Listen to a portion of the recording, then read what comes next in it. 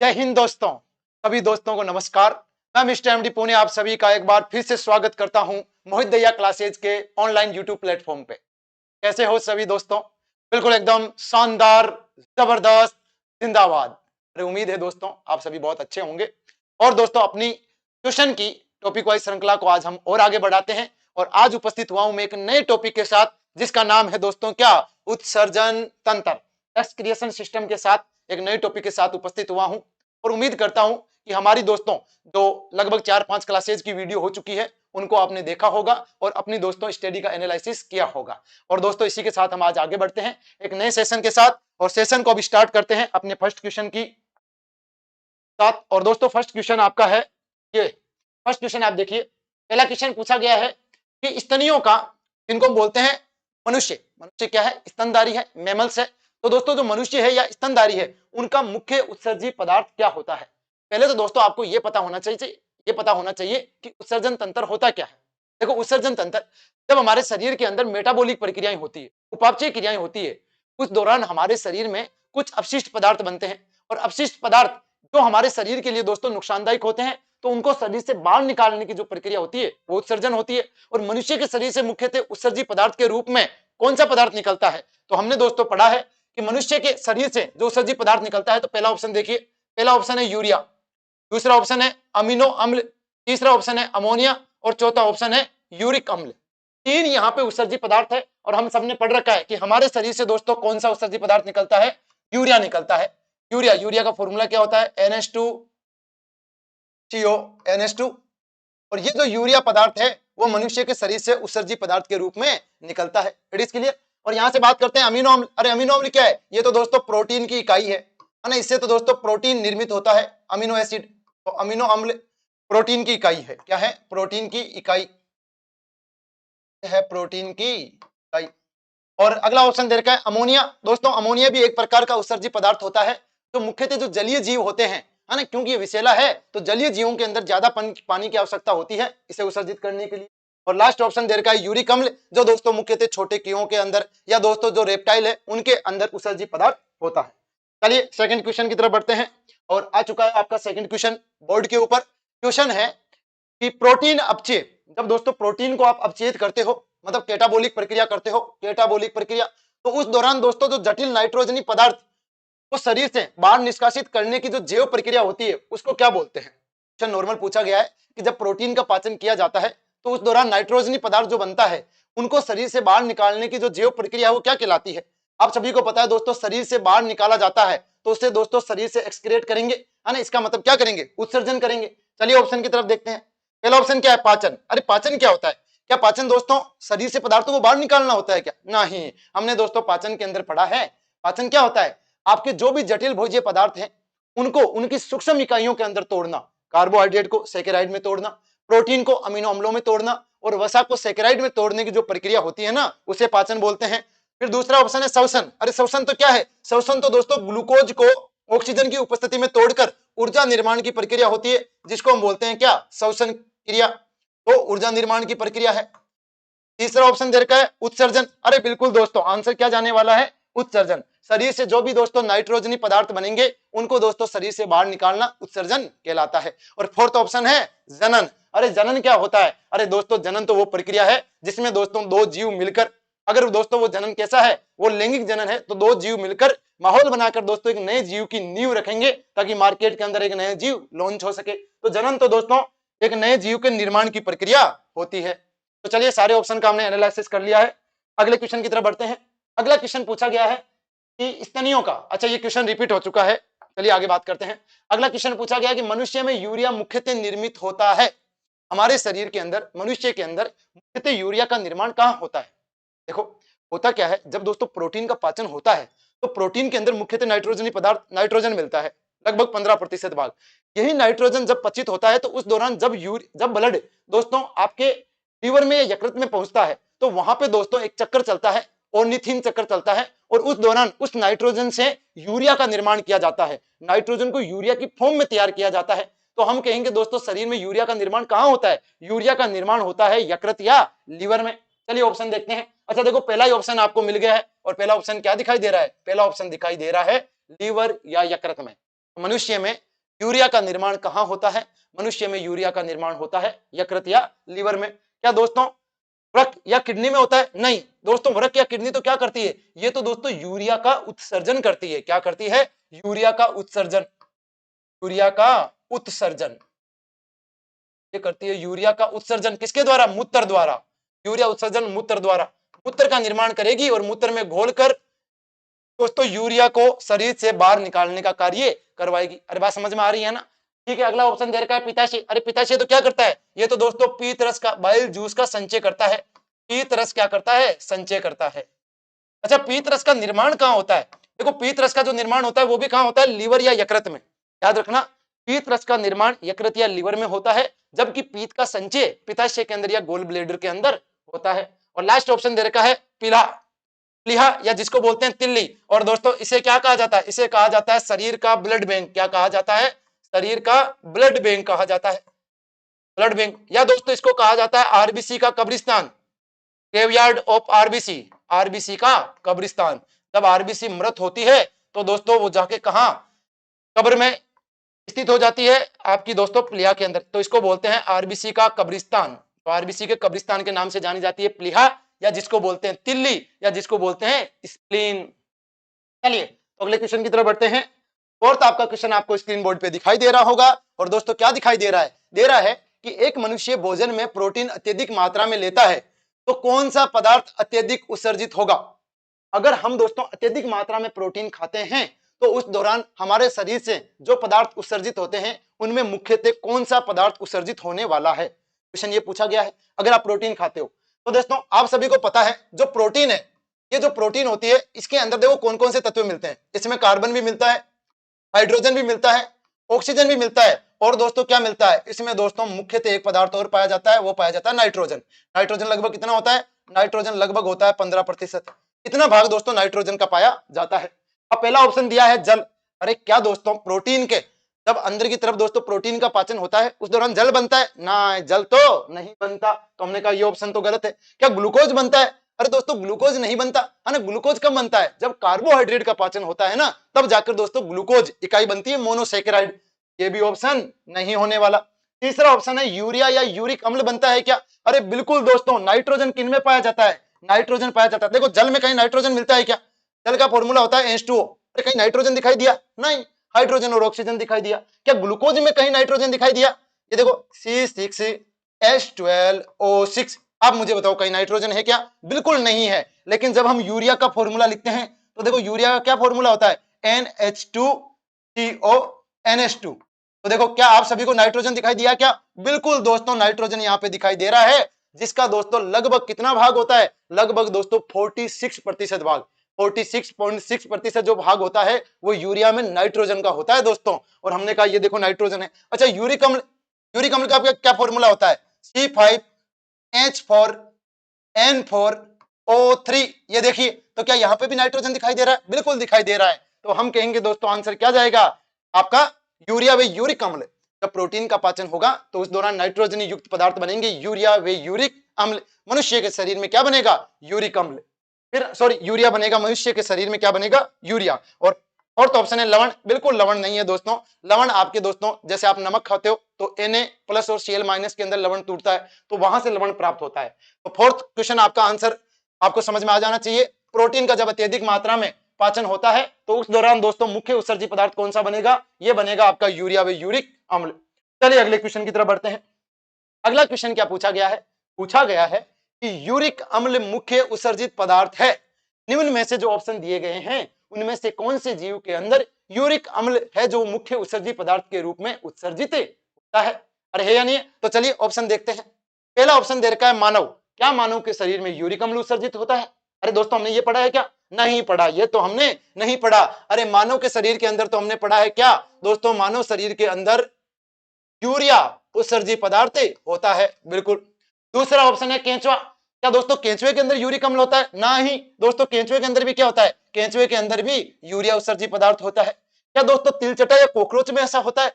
बिल्कुल दोस्तों, जो कीट होते हैं कीट, उनके अंदर उत्सर्जित पदार्थ कौन होता है? उनके अंदर उत्सर्जित पदार्थ होता है यूरिक अम्ल। और इसी कारण से ऐसे जीवों को जो यूरिक अम्ल का उत्सर्जन करते हैं उनको बोलते हैं यूरिकोटेलिक। क्या बोलते हैं? यूरिकोटेलिक जीव बोला जाता है। ना केवल तिलचट्टा में, जैसे दोस्तों सांप हो गया, पक्षी हो गया, सांप हो गया, पक्षी हो गया, है ना, इन सभी के अंदर भी छोटे मोटे जो कीट हो गए, उन सभी के अंदर भी दोस्तों मुख्य उत्सर्जी पदार्थ कौन सा होता है? मुख्य उत्सर्जी पदार्थ होता है यूरिक अम्ल। तो यहां से आंसर होने वाला है तिलचट्टा या कॉकरोच। अरे दोस्तों, उभयचर या मेंढक के अंदर कौन सा दोस्तों पदार्थ उत्सर्जित होता है? तो मेंढक के अंदर भी दोस्तों कौन सा उत्सर्जित होता है? यूरिया।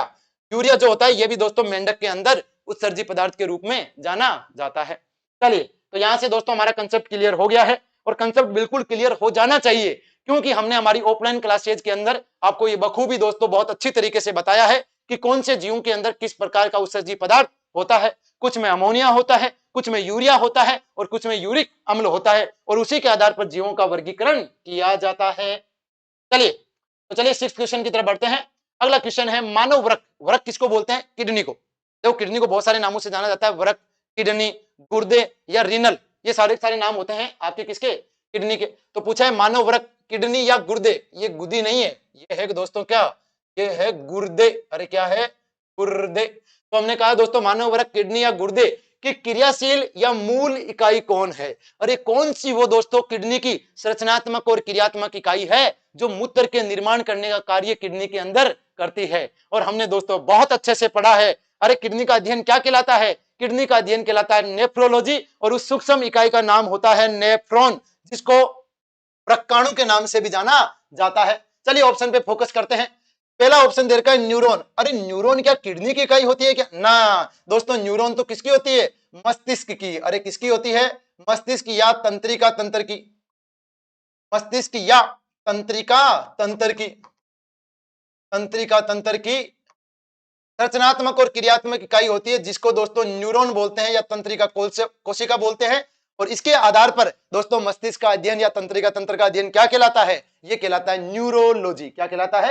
न्यूरोलॉजी। अरे क्या कूपिकाएं होती है क्या? नहीं, कूपिकाएं तो किसकी दोस्तों क्रियात्मक इकाई है? फेफड़ियों की। अरे आपके जो लंग्स होते हैं ना, उसमें दोस्तों गुब्बारे समान जो संरचनाएं पाई जाती है, जिनको बोलते हैं फेफड़ों की इकाई है, जिनको बोला जाता है एल्वोलाई, या जिनको बोलते हैं वायु कूपिकाएं, जो दोस्तों विसरण विधि के द्वारा गैसीय विनिमय करने का कार्य करती है। ये तो फेफड़ों में पाई जाती है। अगला ऑप्शन है नेफ्रॉन। बिल्कुल दोस्तों, उछल के इस आंसर को लगाना है। नेफ्रॉन आपकी किसकी इकाई होती है? किडनी की। और किडनी का अध्ययन क्या कहलाता है? किडनी का अध्ययन कहलाता है नेफ्रोलॉजी। क्या जी? नेफ्रोलॉजी। नेफ्रोलॉजी किसका अध्ययन होता है? किडनी का या वृक्क का जो अध्ययन होता है उसे बोलते हैं नेफ्रोलॉजी। नेफ्रॉन को और क्या बोलते हैं? नेफ्रॉन को बोलते हैं वृक्काणु। क्या बोलते हैं? वृक्काणु। वृक्क का छोटा सा अणु जिसको बोलते हैं वृक्काणु। अमीनो अम्ल। अरे अमीनो अम्ल तो किसकी इकाई होती है? ये तो दोस्तों प्रोटीन की इकाई होती है। ये तो है प्रोटीन इकाई। अभी 2 मिनट पहले भी आपको मैंने बताया था, ये होती है प्रोटीन इकाई। चलिए, तो इस ऑप्शन की हमारे यहाँ पे चर्चा हो चुकी है। और 6 क्वेश्चन के बाद अगला क्वेश्चन आपको बोर्ड पे दिखाई दे रहा है। Ton ton. अगला क्वेश्चन कौन सा है? क्वेश्चन है 7। क्वेश्चन पूछा गया है कि हेनले लूप का मुख्य कार्य है। हेनले का लूप। देखो, पहली बात तो हेनले का लूप पाया कहां जाता है? हेनले का लूप पाया जाता है जब हमने नेफ्रॉन की संरचना देखी थी, तब उसके अंदर हमने दोस्तों हेनले का लूप पढ़ा था। ये देखो कौन कौन से भाग पढ़े थे। एक तो आपका दोस्तों ये भाग था बोमन संपुट वाला भाग, ऐसा ऐसा। फिर दोस्तों बोमन संपुट के बाद में दोस्तों कुंडलित नलिका आती है इस प्रकार की। ये कुंडलित नलिका वाला भाग आता है जिसको बोलते हैं पीसीटी, समीपस्थ कुंडलित नलिका। और पीसीटी के बाद एक बहुत लंबा सा भाग आता है इस प्रकार से, इसको बोलते हैं हेनले का लूप। इसको क्या बोलते हैं? इसको बोलते हैं Henle loop, loop of Henle. तो हेनले का जो लूप है ये क्या कार्य करता है? अरे हमने पढ़ा था दोस्तों, हेनले के लूप का काम होता है जब यहां से दोस्तों रक्त वाहिनियों के द्वारा आपका ब्लड दोस्तों फिल्टर होने के बाद, जब दोस्तों पानी के साथ आपके अन्य पोषक पदार्थ इधर की तरफ आ जाते हैं, जैसे ग्लूकोज आ जाता है, जैसे दोस्तों विटामिन आ जाता है, विटामिन आ जाता है, खनिज लवण आ जाते हैं, यूरिया आ जाता है, जल आ जाता है। तो क्योंकि ये शरीर के लिए जरूरी है, तो इनके पुनः अवशोषण का जो कार्य किया जाता है वो पीसीटी वाले भाग हेनले के लूप द्वारा या डीसीटी वाले भाग के द्वारा किया जाता है। तो इसका मुख्य काम होता है अवशोषण का। तो देखिए ऑप्शन की तरफ चलते हैं। अच्छा देखो, पहला ही ऑप्शन दिख गया है, ऑब्जॉर्प्शन, या जिसको हम बोलते हैं अवशोषण। तो हेनले के लूप का मुख्य कार्य है क्या? हेनले के लूप का मुख्य कार्य है अवशोषण करना। क्या रुधिर को छानना है क्या? नहीं दोस्तों, रुधिर को छानने का काम तो करता है बोमन संपुट, और ये रक्त वाहिनियों का जाल जिसको बोलते हैं ग्लोमेरुलस। अरे क्या बोलते हैं? ग्लोमेरुलस। ग्लोमेरुलस और दोस्तों बोमन संपुट इसका क्या कार्य करते हैं? रुधिर को छानने का। मूत्र का निष्कासन, अरे मूत्र का निष्कासन तो दोस्तों मूत्राशय से होते हुए मूत्र मार्ग द्वारा होता है। और अगला है मूत्र का निर्माण। मूत्र का निर्माण कौन करती है? मूत्र का निर्माण तो ये दोस्तों पूरा भाग मिलकर करता है। तो हमने कहा दोस्तों हेनले के लूप का मुख्य कार्य है अवशोषण करना। क्या दोस्तों ये कंसेप्ट क्लियर है? देखिए दोस्तों, है ना, बिना आपका टाइम लिए मैं चीजों को थोड़ा फास्टली करवा रहा हूं, क्योंकि मुझे पता है कि आपका समय बहुत कीमती है ना, बोलने के लिए, मस्ती मजाक के लिए, हो सकता है बहुत टाइम पास करने के लिए समय निकाला जा सकता है, पर नो डाउट मेरा फोकस है आपके दोस्तों आने वाले एग्जाम पर, और जो एग्जाम है उसके लिए आप दोस्तों अच्छे से प्रिपेयर कर पाओ, इसीलिए चीजों को थोड़ा मैं फास्टली भी आपको करवा रहा हूं। और अगर आपने ऑफलाइन क्लासेज के अंदर मुझसे साइंस पढ़ी है तो एक एक शब्दावली वापस दोस्तों आप सभी के सामने रिपीट हो रही है, क्योंकि इन चीजों के बारे में हमने बहुत डिटेल में बहुत अच्छे से चर्चा की है। चलिए अगले क्वेश्चन की तरफ बढ़ते हैं। अगला क्वेश्चन पूछा गया है कि पक्षियों व सरीसृपों में, पक्षी बीज वर्ग और रेप्टाइल वर्ग सरीसृप, तो पक्षियों व सरीसृपों में उत्सर्जी पदार्थ होता है। कौन सा दोस्तों उत्सर्जी पदार्थ है जो आपके सरीसृपों के अंदर होता है? देखो पहला ऑप्शन है यूरिया। अरे दोस्तों यूरिया तो मनुष्य में होता है ना, यूरिया का उत्सर्जन किसमें होता है? मनुष्य में होता है, और मनुष्य सरीसृप थोड़ी है। अरे दोस्तों मनुष्य सरीसृप नहीं है, रेंगने वाला नहीं है। अब ये मत कहना सर कि शादियों के अंदर कभी कभी सरीसृप बनता है नागिन डांस में। नागिन डांस जो होता है वो तो दोस्तों अल्कोहल के प्रभाव में होता है, तो नागिन डांस के कारण मनुष्य दोस्तों सरीसृप नहीं बन जाएगा। तो यूरिया मुख्य उत्सर्जी पदार्थ होता है स्तनधारियों में। अरे हम सभी स्तनधारी है ना?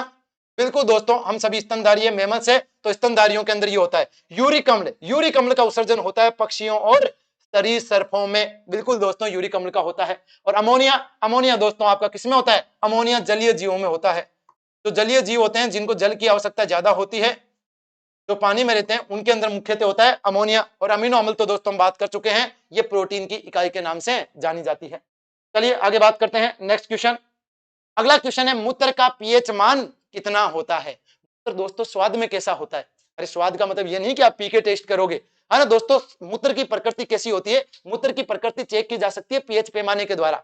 अगर आपको उसकी पीएच मान पता होगी तो आप पता लगा पाओगे मूत्र दोस्तों अम्लीय होता है, स्वाद में खट्टा होता है, या दोस्तों नमकीनी होता है, या दोस्तों उदासीन होता है, या क्षारीय प्रकृति का होता है। कैसी प्रकृति का होता है वो पीएच पैमाने के द्वारा पता लगाया जा सकता है। और यदि मैं कहूं दोस्तों, जैसे ही आप शौचालय के पास से गुजरते हो और आपको जैसे ही दोस्तों भयंकर तीव्र बदबू का एहसास होता है, तो आप अचानक से बोलते हो छी छी, छी का मतलब छे, तो इसका मतलब दोस्तों मूत्र की पीएच वैल्यू कितनी हो जाएगी? मूत्र की पीएच वैल्यू हो जाएगी लगभग कितनी? 6। तो राइट आंसर क्या होने वाला है? 6। तो मूत्र, मूत्र देखते आपने कहा क्या? आपने कहा छी।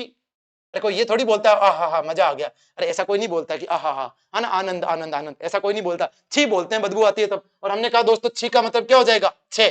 तो दोस्तों मूत्र की पीएच वैल्यू हो जाएगी लगभग कितनी? 6। और 6 का मतलब दोस्तों कैसी प्रकृति रखता है? ये रखता है अम्लीय प्रकृति, दुर्बल अम्लीय प्रकृति के, हम इसको दोस्तों मान सकते हैं। अगला क्वेश्चन पूछा गया है, अरे मूत्र का रंग कैसा होता है? पीला रंग होता है ना, पीला पीला दिखाई देता है, कभी डार्क पीला दिखाई देता है, कभी हल्का पीला दिखाई देता है। लेकिन ये पीला जो रंग होता है वो कौन से वर्ण की उपस्थिति के कारण होता है? क्वेश्चन पूछा जाता है कि मूत्र का पीला रंग किसके कारण होता है? तो दोस्तों मूत्र का पीला रंग, पहला ऑप्शन है क्या पीत की उपस्थिति के कारण होता है? अरे पीत भी तो पीला रंग का होता है, हरा पीला रंग का। पीत का रंग कैसा होता है? हरा पीला रंग। तो हरा पीला रंग का होता है क्या? है ना, पीत होता है। तो हमने कहा पीत की उपस्थिति कारण नहीं, इसकी उपस्थिति के कारण। दोस्तों पीत जो पीत होता है ना, इसका रंग हरा पीला होता है, वो भी किसके कारण? पीत वर्णों के कारण, बिलिरुबिन और बिलिवर्डिन के कारण होता है। दूसरा पूछा है क्या कोलेस्ट्रॉल के कारण होता है? अरे कोलेस्ट्रॉल तो दोस्तों मोटापा का कारण होता है। और मोटापा क्या है? जीवन का सच्चा साथी है ना दोस्तों। लोग आते हैं जाते हैं, लेकिन एक बार मोटापा आता है तो वापस आसानी से नहीं जाता है ना, आपका सच्चा साथी है। और दोस्तों अगला ऑप्शन लिखा है यूरोक्रोम की उपस्थिति के कारण। बिल्कुल दोस्तों आपके मूत्र का पीला रंग होता है किसकी उपस्थिति के कारण? यूरोक्रोम वर्णक के कारण। तो हम कहेंगे राइट आंसर क्या है? राइट आंसर है सी। अरे ऊपर राइट आंसर किसने लगाया है? ये राइट आंसर नहीं है, तो गलती से हमने ऑप्शन के ऊपर लगा दिया, इसको हटा देना, है ना। चलिए आगे बात करते हैं, और लास्ट ऑप्शन है क्या लिम्फ की उपस्थिति के कारण? अरे दोस्तों लिम्फ तो आपका क्या है? एक क्षारीय आपका दोस्तों द्रव्य होता है जो ब्लड सर्कुलेटरी सिस्टम की तरह कार्य करता है, तो ये भी ऑप्शन नहीं होगा। तो यूरोक्रोम वर्णक के कारण मूत्र का रंग कैसा होता है? हल्का पीला, या दोस्तों कभी कभी डार्क पीला भी हो जाता है। चलिए अगले क्वेश्चन की तरफ बढ़ते हैं, और अभी आपके सामने स्क्रीन पर है क्वेश्चन नंबर 11। क्या क्वेश्चन है? क्वेश्चन पूछा गया है प्रानिस्पंदन, या जिसको बोलते हैं अल्ट्रा फिल्ट्रेशन, है ना। तो प्रानिस्पंदन कहां होता है? प्रानिस्पंदन का मतलब होता है कि दोस्तों जो ब्लड को छानने की प्रोसेस होती है वो कहां पे होती है। तो दोस्तों हमने कहा ब्लड कहां छनता है, आपका किडनी में छनता है, और किडनी की कौन सी इकाई में छनता है, नेफ्रॉन की। और नेफ्रॉन की कौन सी संरचना में दोस्तों छनता है, तो देखो सारे ऑप्शन दे रखे हैं। पहला ऑप्शन दे रखा है बोमन संपुट, अरे क्या छलनी जैसा एक भाग, जैसा जो भाग होता है क्या इसमें छनता है क्या, देखो छलनी जैसा भाग होता है, ठीक है, इसमें छनता है क्या। या पूछा गया है हेनले के लूप में, अभी पिछले क्वेश्चन में एक लंबा सा लूप देखा था नीचे वाला, तब हमने कहा था हेनले का लूप तो क्या करता है, अवशोषण करने का काम करता है, तो ये तो दोस्तों अवशोषण करता है, तो अवशोषण करता है, ऑब्जॉर्प्शन करता है, अवशोषण करता है। फिर है समीपस्थ कुंडलित नलिका, जिसको बोलते हैं दोस्तों पीसीटी, अरे क्या बोलते हैं, पीसीटी, प्रोक्सिमल कॉन्वोल्यूटेड ट्यूब, समीपस्थ कुंडलित नलिका। अरे ऑप्शन के आगे लिख दिया जल का सर्वाधिक अवशोषण, तो ये भी क्या करता है, ये तो अवशोषण करने का काम करता है। और दूरस्थ कुंडलित नलिका भी क्या करती है, दूरस्थ कुंडलित नलिका भी खनिज लवणों और जल का लगभग 99% अवशोषण का कार्य करती है। तो छानने का काम कौन करेगा, अरे छलनी जैसा भाग होगा वही तो करेगा। ये देखो ये रक्तवाहिनी आ रही है इधर से, ये रक्तवाहिनियां, और यहाँ पे ये जो जाल होगा यहाँ से छनेगा ब्लड, और छन कर दोस्तों ब्लड इधर की तरफ आएगा, और इधर की तरफ आएगा तो हम कहेंगे ये जो बोमन संपुट भाग है इसको बोलते हैं बोमन संपुट। और ये बोमन संपुट जो छलनी जैसा भाग दिखाई देता है ये ब्लड को छानने का कार्य करता है। बात सभी को क्लियर है ना। ग्लोमेरुलस और बोमन संपुट मिलकर दोस्तों छालते हैं, दोनों को मिलाकर बोलते हैं मेलपिगियन बॉडी। कौन सी बॉडी, अरे कौन सी, सॉलिड बॉडी, सॉलिड बॉडी नहीं बोलते हैं इसको, क्या बोलते हैं, मेलपिगियन बॉडी। चलिए अगले क्वेश्चन की तरफ चलते हैं। क्वेश्चन नंबर 12, मनुष्य की प्रत्येक किडनी में नेफ्रॉन की संख्या कितनी होती है। अरे जो वृक्काणु होते हैं ना, जो दोस्तों किडनी की संरचनात्मक और क्रियात्मक इकाई है, उनकी संख्या प्रत्येक किडनी में कितनी होती है। और हमने पढ़ा था दोस्तों, आपको बिल्कुल फैक्चुअल मैंने बताया है, प्रत्येक किडनी में इनकी संख्या होती है 10 से 12 लाख, 10 से 12 लाख प्रत्येक किडनी में, प्रत्येक किडनी में। तो चलिए ऑप्शन की तरफ चलते हैं।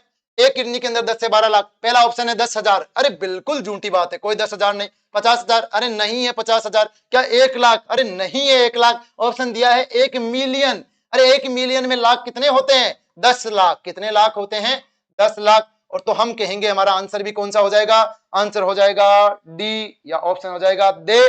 प्रत्येक किडनी के अंदर दोस्तों वृक्काणु की संख्या होती है 1 मिलियन, या हम कह सकते हैं 10 लाख। चलिए अगले क्वेश्चन की तरफ बढ़ते हैं। अगला क्वेश्चन पूछा गया है, यदि रक्त में एडीएच हार्मोन की कमी हो जाए। गलत बात, एडीएच हार्मोन रक्त में नहीं होता है दोस्तों, ये होता है कहां, ये तो होता है नेफ्रॉन में। नेफ्रॉन का जो डीसीटी भाग है ना, नेफ्रॉन का डीसीटी भाग, वहां पे दोस्तों एडीएच हार्मोन होता है। तो आप तो यहां लिखेंगे नेफ्रॉन में।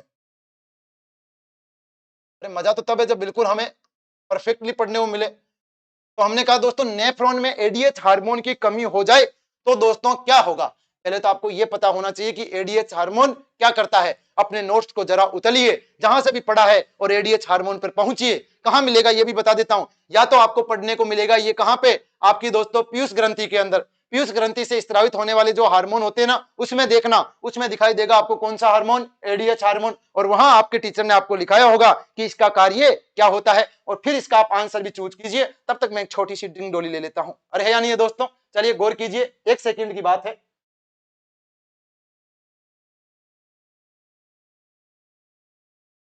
चलिए तो देख लिया अपने नोटबुक में, देखा क्या दोस्तों आपने, है ना। नेफ्रॉन के अंदर हमने बात की थी, नेफ्रॉन में मिलता है एडीएच हार्मोन। देखो एडीएच होता क्या है, एक होता है एडीएच की फुल फॉर्म होती है anti diuretic hormone. Full form क्या होती है, एंटी डाईयूरेटिक हार्मोन, यूरेटिक हार्मोन, इसकी फुल फॉर्म होती है एडीएच की फुल फॉर्म, है ना। एंटी डाईयूरेटिक हार्मोन ये होती है एडीएच की फुल फॉर्म। नाम से पता चल रहा है एंटी डाईयूरेटिक। डाईयूरेटिक पदार्थ किनको बोलते हैं, डाईयूरेटिक पदार्थ उनको बोलते हैं जो मूत्र का निर्माण क्या करते हैं, ज्यादा करते हैं। अरे जैसे छाछ हो गई, दूध हो गया, है ना। साथ में दोस्तों हम बात कर सकते हैं जैसे बियर हो गया, कॉफी हो गई, चाय हो गई, ये सारे सारे डाईयूरेटिक पदार्थ होते हैं जो मूत्र के निर्माण को ज्यादा करते हैं। जबकि दोस्तों इसका नाम है एंटी डाईयूरेटिक हार्मोन, मतलब जो मूत्र का निर्माण ज्यादा करते हैं ना, उनका ये एंटी काम करता है। एंटी करने का मतलब क्या काम करेगा, ये मूत्र के निर्माण को कम करने का काम करेगा। It is clear. क्यों क्यों करेगा, क्योंकि दोस्तों अगर शरीर से इतना ब्लड यहां से पास होने के बाद दोस्तों, अगर मान लीजिए मैं कहता हूं कि बोमन संपुट से लगभग 1000 से 1200 ml ब्लड 1 मिनट के अंदर, लगभग 1000 ml ब्लड है ना, वो दोस्तों गुजरता है 1 मिनट के अंदर। अगर बोमन संपुट से इतना गुजरता है तो इसमें से दोस्तों छन कर आपके पीसीटी वाले भाग तक लगभग पहुंचता है 120 ml या 125 ml, इतना दोस्तों 1 मिनट में पहुंचता है। और अगर दोस्तों ये जितना छनकर यहां से बोमन संपुट से निकला है, इसका अगर दोस्तों सारे का सारा मूत्र बनेगा तो पूरे दिन के अंदर दोस्तों मूत्र का निर्माण होगा लगभग कितना, पूरे दिन के अंदर मूत्र का निर्माण होगा दोस्तों 180 लीटर। अरे 180 लीटर का मतलब समझते हो क्या? 180 लीटर का मतलब ये होता है कि पूरे दिन कोई काम नहीं होगा, केवल टॉयलेट करने के। बात समझ में आ रही है? अरे फिर कितना अच्छा काम होगा ना। 180 लीटर कितनी, घर के ऊपर जो टंकी होती है ना बड़ी वाली, लगभग उतना या उससे भी ज्यादा। तो दोस्तों फिर कोई बेरोजगार भी नहीं रहेगा, है ना? क्यों नहीं रहेगा? क्योंकि मूत्र के अंदर यूरिया भी है और दोस्तों इतना पानी आप हर दिन उत्सर्जित करोगे तो फिर तो किसान आपको ठेके पे ले जाएंगे, है ना, फुहारा पत्ती के लिए कि दोस्तों आप क्या करो, फसलों को पानी दो। जबकि हमने कहा दोस्तों शरीर में इतना मूत्र बनना संभव नहीं है। तो होगा क्या, इसमें से लगभग दोस्तों 99% जल का आपके जो भी ग्लूकोज है, विटामिन है, खनिज लवण है, उन सब का वापस अवशोषण हो जाएगा और इसमें से दोस्तों केवल मूत्र बनेगा प्रति मिनट में लगभग 1 ml। कितना बनेगा? 1 ml। और ये दोस्तों इतना सा ही मूत्र बने, इसके लिए कौन सा हार्मोन जिम्मेदार है? एडीएच हार्मोन, जो नेफ्रॉन की डीसीटी भाग में स्थित होता है और जल के अवशोषण का, पुनः अवशोषण का काम करता है और मूत्र के निर्माण को कम करता है। तो देखो पहला ऑप्शन है, मूत्र की मात्रा बढ़ जाती है। अगर दोस्तों एडीएच हार्मोन की कमी हो गई, बिल्कुल एडीएच हार्मोन की कमी हो गई तो जल में से, मूत्र में से जल का पुनः अवशोषण नहीं होगा और मूत्र की मात्रा बढ़ जाएगी। और मूत्र की मात्रा को बढ़ने को दोस्तों क्या बोलते हैं? इसको बोलते हैं, एक रोग होता है और इस रोग को बोलते हैं उदक में है। उदक उदक के जाओ, फुदक फुदक के जाओ और मैं की तरह, है ना, मैं की तरह, बरसात की तरह दोस्तों टॉयलेट करके आओ। तो उदक में है, याद करने का तरीका बता रहा हूं, उदक में है। या इसी को बोलते हैं डायबिटीज इंसिपिडस। क्या बोलते हैं? इसी को बोलते हैं diabetes, diabetes insipidus, insipidus, diabetes insipidus, या जिसको बोलते हैं उदक में। और दोस्तों ये हो जाती है, मूत्र की मात्रा बढ़ जाती है और व्यक्ति को बार बार टॉयलेट जाना पड़ता है। क्या मूत्र की मात्रा घट जाती है? नहीं। पीएच वैल्यू में अरे कोई फर्क नहीं आता। यूरोक्रोम का स्तरण बढ़ जाता है? अरे ऐसा कुछ भी नहीं होता। आंसर क्या होगा? मूत्र की मात्रा अगर बढ़ जाएगी इसका मतलब एडीएच हार्मोन की कमी हो गई। एडीएच हार्मोन की अधिकता हुई इसका मतलब क्या होगा? मूत्र का निर्माण बहुत कम होगा। बात समझ में आ रही है ना? चलिए, मनुष्य जीवों के अंदर एडीएच हार्मोन की मात्रा बढ़ी हुई होती है क्योंकि वहां पे पहले ही पानी की कमी होती है और शरीर से मूत्र के रूप में पानी निकल गया तो व्यक्तियों में क्या हो जाएगा? डिहाइड्रेशन हो जाएगा। चलिए आगे देखते हैं, रुधिर में मूत्र का पृथक्करण किससे होता है? रुधिर में से मूत्र से, क्या पूछा है? रुधिर में मूत्र का पृथक्करण किससे होता है? अच्छा, जो ब्लड होता है उससे पृथक्करण कौन करता है मूत्र का? वहां से मूत्र का दोस्तों ग्लोमेरुलस और बोमन संपुट दोनों मिलकर करते हैं। लेकिन हमें ऑप्शन दिया गया है ग्लोमेरुलस, बोमन संपुट, हेनले का लूप। अरे सूप नहीं है भाई, सूप ही बना दिया है ना, ये लूप है, बना के पी जाए, मनुष्य के बस में हो तो वो कुछ खा पी जाए, है ना। तो हमने कहा दोस्तों ये है लूप और ये है पेल्विस भाग। पेल्विस भाग नहीं है, ये किडनी का दोस्तों एक बाह्य ओपन स्पेस होता है। हेनले का लूप भी नहीं है। बोमन संपुट और ग्लोमेरुलस है। वैसे तो ये दोनों ही होते हैं लेकिन फिर भी अगर ऑप्शन आया है तो दोस्तों ऑप्शन जाएगा आपका बोमन संपुट, क्योंकि छानने का काम तो कौन करता है? बोमन संपुट ही करता है। और ग्लोमेरुलस क्या होता है? ये तो दोस्तों रक्त नलिकाओं का जाल होता है। तो आंसर जाएगा बोमन संपुट। चलिए अगले क्वेश्चन की तरफ बढ़ते हैं। अगला क्वेश्चन है 15वां क्वेश्चन, प्रथम कार्बनिक पदार्थ जिसे 1828 के अंदर वोहलर नामक वैज्ञानिक ने सबसे पहले प्रयोगशाला में बनाया, वो कौन सा पदार्थ था? दोस्तों एक सिद्धांत आया था जिसका नाम था वाइटल फोर्स थ्योरी, है ना, जैव शक्ति सिद्धांत। और जैव शक्ति सिद्धांत के अनुसार यह कहा गया कि दोस्तों कार्बनिक पदार्थ का निर्माण या तो केवल जीवों के शरीर में होगा या जंतुओं के शरीर में होगा। कार्बनिक पदार्थ का जंतुओं और जीवों के शरीर के अलावा निर्माण दोस्तों बाह्य रूप से कहीं कर पाना, कृत्रिम रूप से कर पाना संभव नहीं है। लेकिन दोस्तों इतिहास गवाह है, सिद्धांत और दोस्तों जो रिकॉर्ड होते हैं वो होते ही किस लिए? वो टूटने के लिए होते हैं। और दोस्तों सबसे पहले वोहलर नामक वैज्ञानिक ने यूरिया पदार्थ को, जो यूरिया कार्बनिक पदार्थ है, उसे प्रयोगशाला में बना दिया। और हम कहेंगे प्रयोगशाला में निर्मित होने वाला पहला कार्बनिक पदार्थ कौन था? यह था आपका यूरिया। बात समझ में आ रही है? तो दोस्तों अमोनियम साइनेट से बनाया गया था। तो यूरिया आपका प्रथम कार्बनिक पदार्थ था जो दोस्तों प्रयोगशाला में तैयार किया गया था। बहुत इंपॉर्टेंट क्वेश्चन है, ये आप ध्यान रखना। किसने किया था? वोहलर नामक वैज्ञानिक ने किया था 1828 में। कौन से सिद्धांत का खंडन किया था? जैव शक्ति सिद्धांत का, वाइटल फोर्स सिद्धांत का दोस्तों खंडन किया था। चलिए अगले क्वेश्चन की तरफ बढ़ते हैं। अगला क्वेश्चन है आप सभी के स्क्रीन पे, टन टन, कौन सा है? 16वां। पूछा है ऑर्निथिन चक्कर का संबंध है। देखो ऑर्निथिन चक्कर के बारे में पहले भी बहुत बार बता चुका हूं। ऑर्निथिन चक्कर के दौरान यूरिया का निर्माण होता है आपके लीवर के अंदर। आपका जो लीवर होता है ना, शरीर का जो सबसे बड़ा अंग होता है, उसमें दोस्तों क्या होता है? यूरिया के निर्माण का कार्य किया जाता है। जब प्रोटीन नाइट्रोजन पदार्थों में टूटता है तो उन्हीं नाइट्रोजनी पदार्थों से दोस्तों यूरिया का फॉर्मेशन किया जाता है ओर्निथिन चक्र के द्वारा। देखो यूरिया निर्माण से संबंधित है और कहां होता है यह चक्र दोस्तों, कहां संपन्न होता है, यकृत में, यकृत या लीवर में, यकृत या लीवर में, जिसको बोलते हैं जिगर, जिसको बोलते हैं हमारा कलेजों को टुकड़ो, हमारे कालजा को टुकड़ो, तो जिसको कलेजा बोलते हैं ना, वो यही होता है। अगला क्वेश्चन पूछा गया, बड़ा इंपॉर्टेंट क्वेश्चन है, सीधा फैक्चुअली क्वेश्चन पूछा जाता है, किडनी में पथरी, अरे जो किडनी के अंदर स्टोन बनती है ना, उसका निर्माण का कारण क्या है? अरे क्या है दोस्तों किडनी में पथरी बनने का? पत्थर खाने से, है ना, पत्थर खा जाते हैं इसलिए किडनी में के अंदर पत्थर बनते हैं क्या? नहीं दोस्तों, वैसे तो हम कह सकते हैं हाँ बिल्कुल उसके अंदर वो पत्थर जैसी संरचना होती है। क्यों होती है?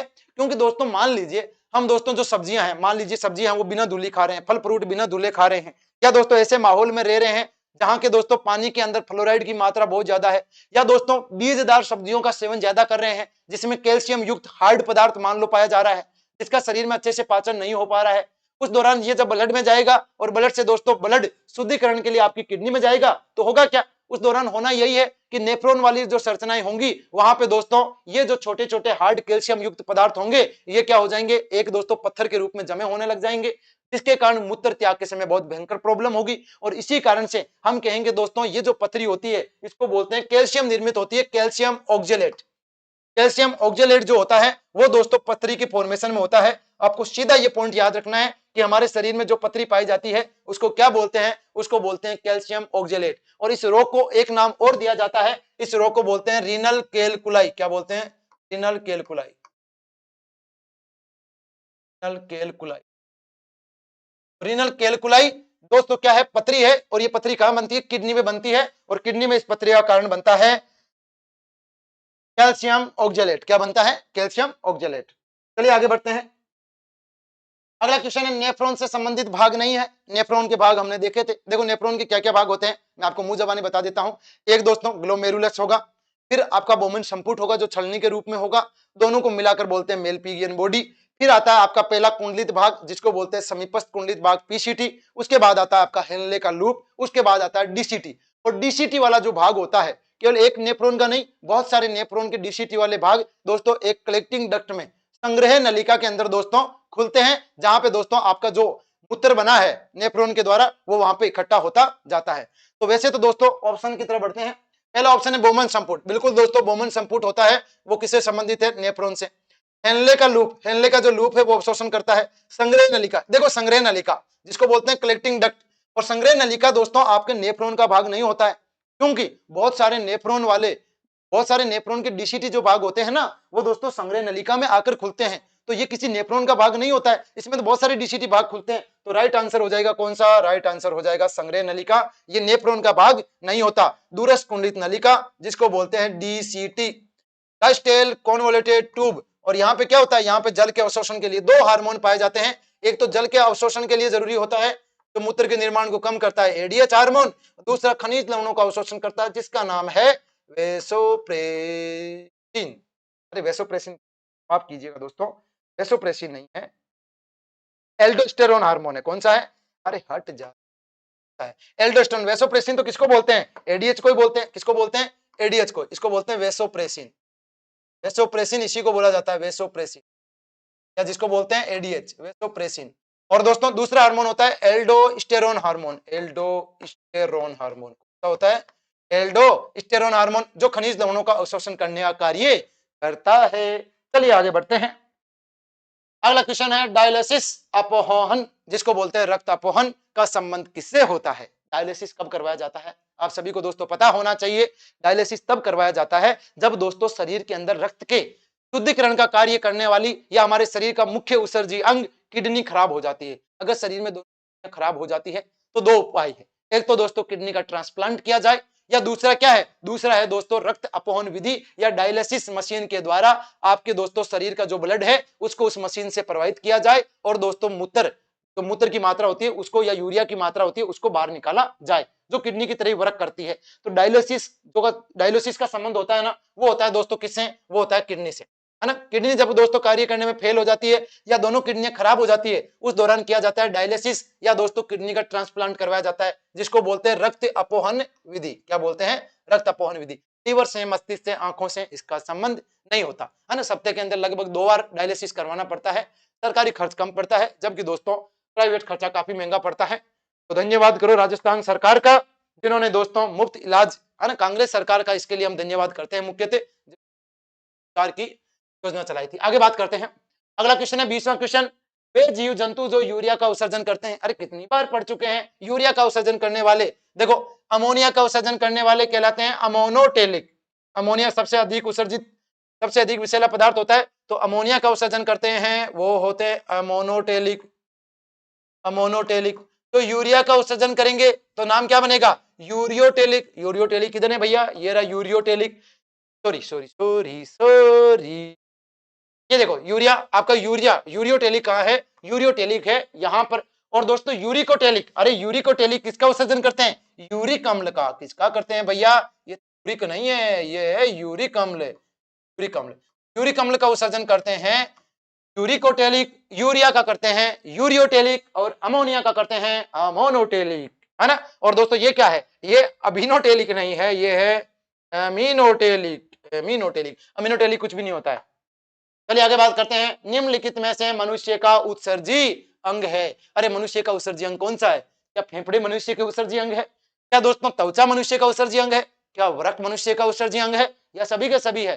दोस्तों अगर ये पूछता कि मनुष्य का मुख्य उत्सर्जी अंग कौन सा है, मुख्य उत्सर्जी अंग होता है किडनी, लेकिन बाकी अन्य अंग भी होते हैं, वो भी शरीर से दोस्तों अपशिष्ट पदार्थों को बाहर निकालने का काम करते हैं। जैसे आपके फेफड़े, अरे क्या करते हैं आपके फेफड़े, आपके फेफड़े शरीर का अपशिष्ट पदार्थ कार्बन डाइऑक्साइड को शरीर से बाहर निकालने में मदद करते हैं। तो आपका ये भी उत्सर्जी अंग होता है, फेफड़े आपका उत्सर्जी अंग है। और उत्सर्जी पदार्थ क्या निकालते हैं, उत्सर्जी पदार्थ निकालते हैं CO2, कार्बन डाइऑक्साइड, है कि नहीं है। तो ये भी दोस्तों आपका राइट आंसर है। दूसरा है त्वचा।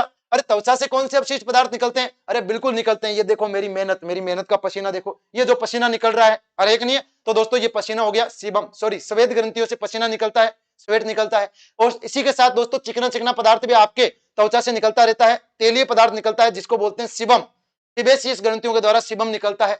अगर हम प्रॉपर हाइजीन का ध्यान नहीं रखते, चेहरे की साफ सफाई का ध्यान नहीं रखते, तो ऊपर की ग्रंथियों के छिद्र बंद होने से कील मुहासे बन जाते हैं, और कील को दोस्तों दबाने से एक व्हाइट पदार्थ निकलता है, वो भी क्या होता है, तेलीय पदार्थ होता है।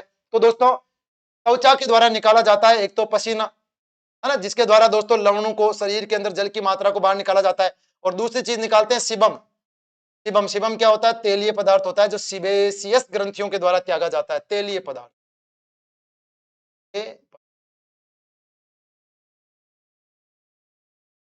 तेलीय पदार्थ, है ना। और वर्क, अरे वर्क किसको बोलते हैं, वर्क बोलते हैं किडनी को। किसको बोलते हैं, किडनी को। अरे किडनी क्या है, किडनी तो शरीर का मुख्य उत्सर्जी अंग है, किडनी, या जिसको बोलते हैं रीनल, रीनल, या जिसको बोलते हैं गुर्दे। क्या बोलते हैं, गुर्दे।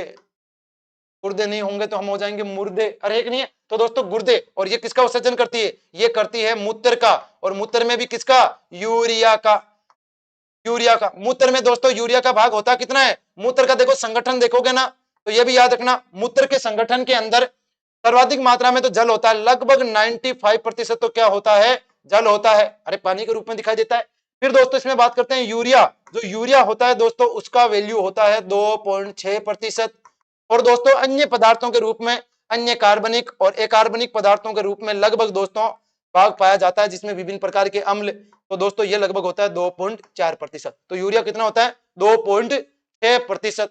एक चीज और ध्यान रखना दोस्तों, मूत्र में गंध का कारण, देखो एक तो होती है ताजा त्यागा गया मूत्र, जो ताजा मूत्र है उसमें गंध का कारण कौन होता है, उसमें दोस्तों गंध का कारण होता है यूरोडोन, या दोस्तों यूरोनोइड जिसको बोलते हैं, यूरोडोन, या दोस्तों यूरोनोइड। क्या है, यूरोनोइड।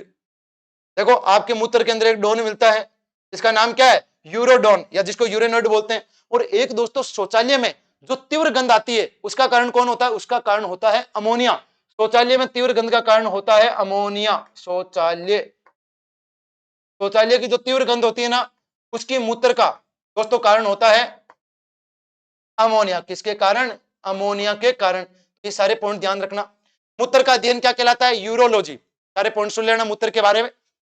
देखिए पुत्र, मूत्र को बोलते हैं क्या, यूरिन, है ना। तो यूरिन का अध्ययन क्या होगा, यूरोलॉजी। मूत्र में गंध का कारण कौन होता है, गंध का नहीं, पहले आप रंग देखिए। मूत्र के हल्के पीले रंग का कारण कौन होता है, वो होता है दोस्तों यूरोक्रोम वर्णक। It is clear. फिर दोस्तों बात करते हैं मूत्र की प्रकृति कैसी होती है, हल्की अम्लीय प्रकृति होती है, और हल्की अम्लीय प्रकृति होने के साथ हम कहेंगे पीएच वैल्यू कितनी होती है, 6। मूत्र की बातें करते हो, गंदी गंदी गंदे लोग, है ना, तो 6 हो जाएगी। फिर हम कहेंगे गंध का कारण, तो देखो मूत्र में से 2 प्रकार की गंध निकलती है। एक तो दोस्तों गंध निकलती है कौन सा, जो दोस्तों ताजा मूत्र त्यागा जाता है उसकी गंध का कारण तो होता है यूरोडोन। कौन सा डोन, यूरोडोन या यूरेनोइड। और दोस्तों हम बात करेंगे जो शौचालय होते हैं वहां के मूत्र की तीव्र गंध का जो कारण होता है, भयंकर बदबू आती है ना भैया, उसका कारण होता है क्या, अमोनिया। अरे कौन सा अमोनिया, अमोनिया। तो ये सारे पॉइंट आप याद रखोगे, मेमोराइज करोगे। फिर दोस्तों मूत्र का संगठन है ना, मूत्र के संगठन में लगभग 95% जल, 2.6% भाग यूरिया और अन्य पदार्थ होता है 2.4%। ये लो हमने पुत्र मूत्र की सारी बातें कर ली है। तो कैसे दिन आगे हैं, मूत्र की बातें करनी पड़ रही है। चलिए आगे बात करते हैं। निम्नलिखित में से कौन सा कार्य गुर्दे का नहीं है, निम्न में से कौन सा कार्य गुर्दे का नहीं है। पहला है रक्तचाप का नियमन करना, दूसरा है प्रतिजैविक का स्राव, बिल्कुल सामने दिख रहा है दोस्तों, प्रतिजैविक का स्राव नहीं होता, प्रतिजैविक एंटीबायोटिक बनाना इसका काम नहीं होता है। हाँ रक्तचाप भी दोस्तों नियमित करती है, इसके ऊपर एड्रिनल ग्रंथि पाई जाती है। आपकी जो किडनी होती है ना, देखो ये किडनी आपकी जो वृक्क होती है ना इस प्रकार से, अरे कितनी किडनी होती है, अरे 2 होती है ना, किडनी बेच तो नहीं खाई ना, ये थोड़ा ज्यादा ही बन गया ना, इसको थोड़ा कम कर लेते, 2 होती है भैया, बेच तो नहीं खाया ना किडनी, पता चले अपनी वाली को आईफोन दिलाने के चक्कर में बेच खाई, भरोसा नहीं है भाई, है ना। और इनके ऊपर दोस्तों टोपी आकार में देखो ऐसे ग्रंथि मिलती है, ये इधर भी मिलेगी, ये इधर भी मिलेगी। इस ग्रंथि का नाम है एड्रिनल ग्रंथि। क्या नाम है इसका, नाम है एड्रिनल ग्रंथि। और ये दोस्तों रक्तचाप का नियमन करती है। तो हम कहेंगे ये भी दोस्तों किडनी का कार्य होता है ना। तो किडनी का कार्य अपने को पूछा नहीं होता है, अपने को तो वो देखना है, तो नहीं कौन सा, प्रतिजैविक या एंटीबायोटिक का निर्माण करने का काम किडनी का नहीं होता है। मूत्र को बाहर निकालना या शरीर के तरल पदार्थों के अंदर अम्लीयता का नियमन करना, बिल्कुल दोस्तों अम्लीय पदार्थ होते हैं उनके सेक्रेशन को भी ये करती है, तो शरीर में अम्लीय नियमन भी हो जाता है। तो मुख्यतः यहाँ आंसर जाएगा प्रतिजैविका स्राव। चलिए अगले क्वेश्चन की तरफ देखते हैं। वृक्क नलिका के अंतिम भाग में जल का पुनः अवशोषण किस हार्मोन के द्वारा किया जाता है। अभी मैंने आपको बताया था अंतिम भाग कौन सा होता है, अंतिम भाग होता है डीसीटी, डायस्टियल कन्वोल्यूटेड ट्यूब, दूरस्थ कुंडलित नलिका। और डीसीटी वाले भाग के अंदर 2 हार्मोन मिलते हैं, एक मिलता है एडीएच हार्मोन जिसको बोला है वेसोप्रेसिन हार्मोन, दूसरा मिलता है एल्डोस्टेरोन हार्मोन। पूछा जल का अवशोषण कौन करता है, एंटी डायूरेटिक हार्मोन। अरे ऑक्सीटोसिन करता है क्या, ऑक्सीटोसिन नहीं करता। ऑक्सीटोसिन क्या करता है, अरे इसे तो लव हार्मोन कहा जाता है, इसे तो प्रसव पीड़ा वाला हार्मोन कहा जाता है। जब किसी आप अपने दोस्त से गले लगते हो तो एक सुखद एहसास होता है, वो कौन सा हार्मोन करवाता है, यही अपना ऑक्सीटोसिन है ना। लग जा गले के हंसी रात हो ना हो, तो दोस्तों उस समय आपको सुखद एहसास होता है ना, ये ऑक्सीटोसिन जिसको लव हार्मोन बोलते हैं, प्रसव पीड़ा करवाने वाला हार्मोन बोलते हैं दोस्तों, दुग्ध स्त्रावित करने वाला हार्मोन। अरे हमारे गांव के अंदर दोस्तों घास जो गाय भैंसे होती है ना, वो जब दूध नहीं देती है ना, मारवाड़ी भाषा के अंदर बोलता है भैंस पाउसी को नहीं, तो पाउसती नहीं है ना, तो उस दौरान उसे ऑक्सीटोसिन के इंजेक्शन लगाए जाते थे और उस कारण उसको दोस्तों जबरदस्ती दूध स्त्रावित करना पड़ता था, तो ऑक्सीटोसिन उसमें काम आता है। ये क्या है, एंजियोटेंसिन, छोड़ो ये भी नहीं है। रेनिन, रेनिन तो आपका एंजाइम है, नीचे ऑप्शन दे रखा है, अपना ऑप्शन ये रहा, अपना ऑप्शन है वेसोप्रेसिन या इसी को बोलते हैं एडीएच। कौन सी ग्रंथि से स्त्रावित होता है, ग्रंथि से स्त्रावित होता है पीयूष ग्रंथि से। कौन सी ग्रंथि से, पीयूष ग्रंथि, जिसे कहा जाता है मास्टर ग्रंथि, जिसे कहा जाता है दोस्तों अंतःस्त्रावी तंत्र का सर्वोच्च कमांडर, पीयूष ग्रंथि द्वारा स्त्रावित मटर के दाने के आकार की मस्तिष्क में, और सबसे छोटी ग्रंथि होती है अंतःस्त्रावी ग्रंथि। स्त्रावित लिखो, चलो हमने लिख दिया स्त्रावित। आगे बढ़े, तो आगे बढ़ते हैं। चलिए क्वेश्चन नंबर है 24 स्क्रीन के ऊपर। एक स्वस्थ व्यक्ति मनुष्य द्वारा प्रतिदिन औसतन कितना यूरिया उत्सर्जित किया जाता है। हमारे द्वारा दोस्तों मुख्यतः कितना यूरिया उत्सर्जित किया जाता है। देखो पूरे दिन में मूत्र जो उत्सर्जित किया जाता है ना, वो लगभग दोस्तों उत्सर्जित किया जाता है 1 से 1.5 लीटर, है ना, लगभग 1.5 लीटर तक दोस्तों। क्या हम कह सकते हैं एमएल के अंदर लगभग 1440 ml, 1440 1440 लिखना है भैया, क्या लिखते हो, कमजोर होगी क्या मेरी, है ना। 1440 ml, या दोस्तों हम कह सकते हैं कितना, लगभग 1.5 लीटर, है ना, 1.5 लीटर के आसपास। तो 1 से 1.5 लीटर दोस्तों मूत्र त्यागा जाता है। और दोस्तों प्रतिदिन जो यूरिया त्यागा जाता है वो दोस्तों कितना, लगभग 25 से 30 ग्राम दोस्तों यूरिया उत्सर्जित किया जाता है। फैक्चुअल है, सीधा ध्यान रखना, 25 से 30 ग्राम। चलिए आगे बढ़ते हैं। अगला क्वेश्चन है मानव, ये मानव नहीं है, अरे हे मनु की संतान, आप कौन हो, आप हो मानव। तो दोस्तों मानव के उत्सर्जन तंत्र में शामिल नहीं है। कौन है जो मानव के उत्सर्जन तंत्र में शामिल नहीं है? क्या वृक्क युग्म? वृक्क युग्म का मतलब है वृक्क के जोड़े। अरे क्या किडनी नहीं होती क्या मानव के उत्सर्जन तंत्र में? बिल्कुल होती है। नेत्र युग्म? अरे नेत्र कहाँ होते भैया? नेत्र तो इधर होते हैं। अरे एक नेत्र उधर नहीं होते। किडनी के आसपास नेत्र का कोई काम नहीं होता। सीधा आंसर है, बड़ा ही फर्जी। क्या ये तो सिंपल क्वेश्चन था। मूत्रवाहिनी होती है? बिल्कुल दोस्तों, एक जोड़ी मूत्रवाहिनी पाई जाती है और एक क्या पाया जाता है? आपका मूत्राशय पाया जाता है, यूरिनरी ब्लेडर पाया जाता है। तो ये सारे सारे आपके दोस्तों उत्सर्जन तंत्र से संबंधित है ना। ये देखो उत्सर्जन तंत्र ऐसा ही तो होता है। ये आपकी किडनी थी इस प्रकार से, ये देखो ये किडनी होगी दोनों तरफ, दिल पे मत लेना, थोड़ा जल्दीबाजी में बना रहा हूं। और फिर ये यहाँ से तुम्हारी मूत्रवाहिनी हो जाएगी इस प्रकार से, ये मूत्रवाहिनी होगी, चलो ये मूत्रवाहिनी होगी। और ये तुम्हारा क्या हो गया? ये तुम्हारा मूत्राशय हो गया। चलो ये तुम्हारा मूत्राशय हो गया और इस प्रकार से मूत्र मार्ग हो गया, है ना। और ऊपर से दोस्तों यहाँ से आपकी महाधमनी और महाशिराएं वो भी स्थित होती है इस प्रकार से।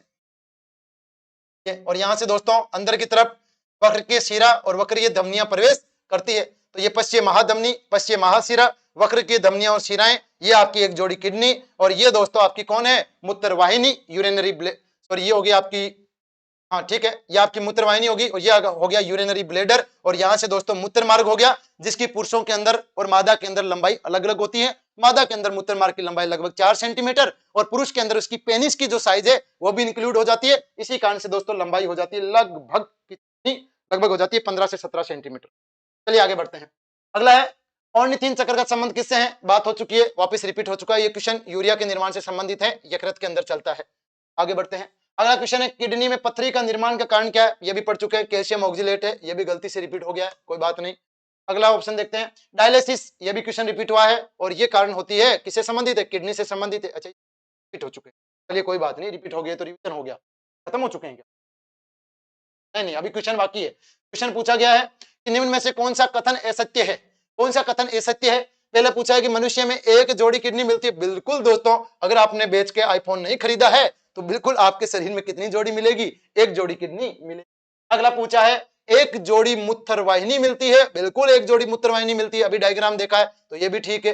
एक जोड़ी मूत्राशय, अरे भाई एक जोड़ी मतलब संख्या में 2 मूत्राशय, किसका लेके बैठे हो? है ना, लौटा दो उसका मूत्राशय, क्योंकि हमारे लिए तो एक मूत्राशय काफी होता है। मूत्राशय की क्षमता कितनी होती है? 700 से 800 ml।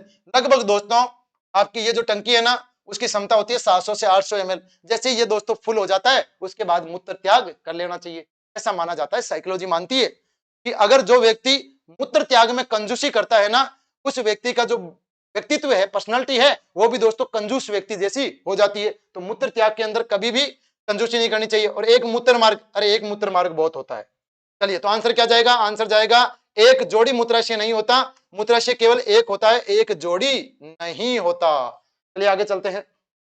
अगला क्वेश्चन है किडनी के चारों तरफ कौन सी झिल्ली का आवरण पाया जाता है? हमने पढ़ा है दोस्तों किडनी के चारों ओर कौन सी झिल्ली मिलती है। अभी किडनी से संबंधित सारी चर्चा कर लूंगा। किडनी के चारों ओर झिल्ली कौन सी मिलती है? देखो पहली है प्लूरल, हमने श्वसन तंत्र में पढ़ा था, प्लूरल मेम्ब्रेन या जिसको प्लूरल झिल्ली बोलते हैं। ये प्लूरल झिल्ली दोस्तों जिसको प्लूरा भी बोलते हैं, क्या बोल देते हैं? प्लूरा।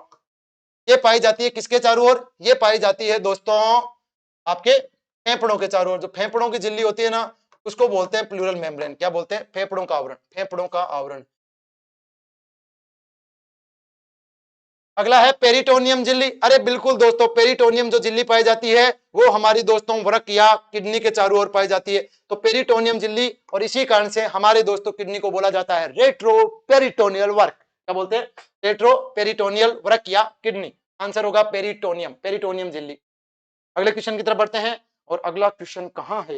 अरे ये तो मिस्टर एमडी पूनिया आ चुके हैं, इससे बड़ा कोई क्वेश्चन हो ही नहीं सकता, है ना। सबसे अच्छा क्वेश्चन तो यही है। चलिए बात करते हैं। तो दोस्तों आज का हमारा सेशन खत्म होता है। उत्सर्जन तंत्र है, बहुत छोटा टॉपिक है, बहुत चीजें नहीं बनती। अच्छा यहाँ से पहले मैं आपको कुछ चीजें और बता देता हूँ। देखो किडनी से संबंधित कुछ चीजें और बता देता हूँ। देखो किडनी का दोस्तों संख्या तो कितनी होती है? 2 जोड़ी होती है। किडनी का आकार कैसा होता है? किडनी का आकार होता है सेम के बीज के आकार का। कैसा होता है?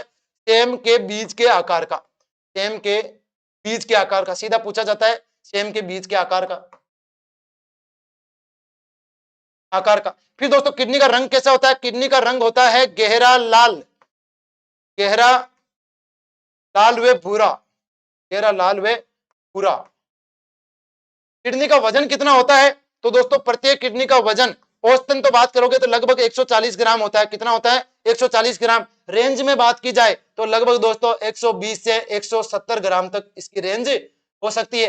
किडनी के आमाप की बात करेंगे तो लंबाई होती है 10 से 12 सेंटीमीटर, चौड़ाई होती है 5 से 7 सेंटीमीटर और मोटाई होती है 2 से 3 सेंटीमीटर। प्रत्येक किडनी के ऊपर दोस्तों क्या पाई जाती है? एक टोपी आकार की अंतःस्रावी ग्रंथि, एड्रिनल या अधिवृक्क ग्रंथि भी पाई जाती है। और साथ में हम एक बात ये भी कह सकते हैं कि आपकी दोनों जो किडनियां होती है ना, उनमें से इधर की जो किडनी होती है, दाईं ओर की किडनी हल्की सी दोस्तों नीची होती है 3 सेंटीमीटर, या हम कह सकते हैं बाई किडनी 3 सेंटीमीटर ऊपर होती है। और ऐसा क्यों होता है? ऐसा होता है यकृत की उपस्थिति के कारण। बात समझ में आ गई सभी को? तो ये किडनी से संबंधित कुछ पॉइंट। 2 जोड़ी सेम के बीज के आकार का, रंग गहरा लाल, वजन 140 ग्राम और ऊपर का आवरण होता है पेरिटोनियम झिल्ली।